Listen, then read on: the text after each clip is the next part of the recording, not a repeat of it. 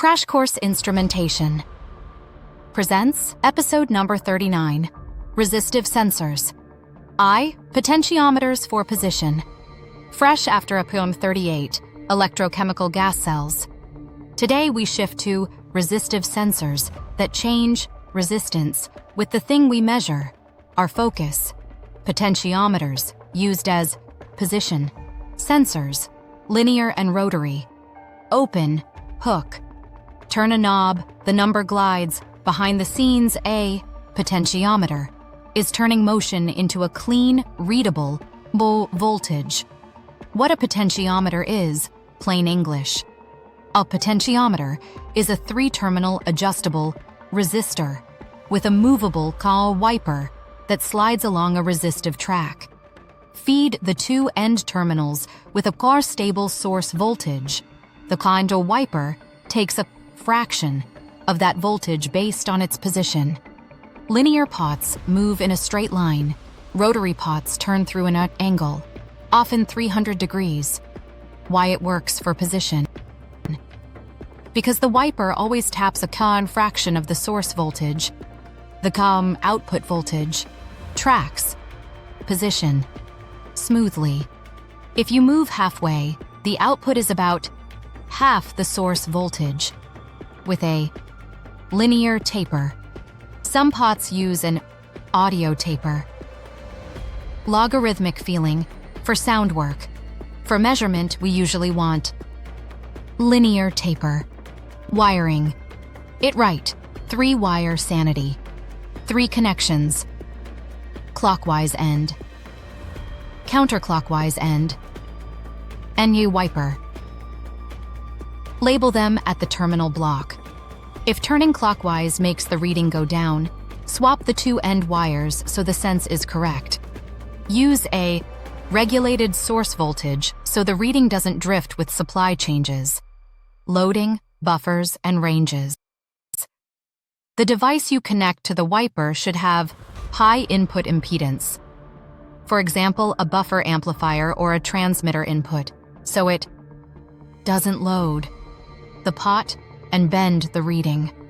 Common total resistance values are 1 kilo ohm to 10 kilo ohms. Too low wastes power and wears the track. Too high is noisier and more sensitive to interference. If you must drive long cables, buffer the wiper with an amplifier or use a 4 to 20 milliamp transmitter. Accuracy, resolution, and life.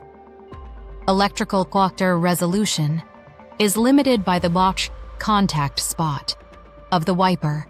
Motion may look slightly steppy. Contact noise and copper jitter show up when the wiper scrapes dust or oxidation. Cleanliness and sealing help. Life is rated in cycles. Gear racks and linkages should avoid side load. Choose sealed or conductive plastic. Tracks for longer life. Temperature changes shift resistance slightly.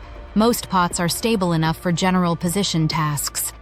Selection checklist. Practical. Stroke or angle. Match. Travel. To your machine so you use most of the range without hitting the stops. Mechanical fit. Shaft diameter, mounting bushing, couplers, bearings, or sliding carriage. Resistance value. 1 to 10 kilo ohms is common. Check power rating and the source voltage. Environment, dust, splash, vibration. Consider sealed housings and strain relief. Safety and good practice. Do not use a potentiometer as a safety limit. Always add a separate switch for hard limits. Add end stops or mechanical buffers so the wiper doesn't slam the track. Route signal wires away from motors. Use twisted pair and shield if the run is long. Mini-lab, quick and visual. Power the end terminals from a small 5-volt regulator.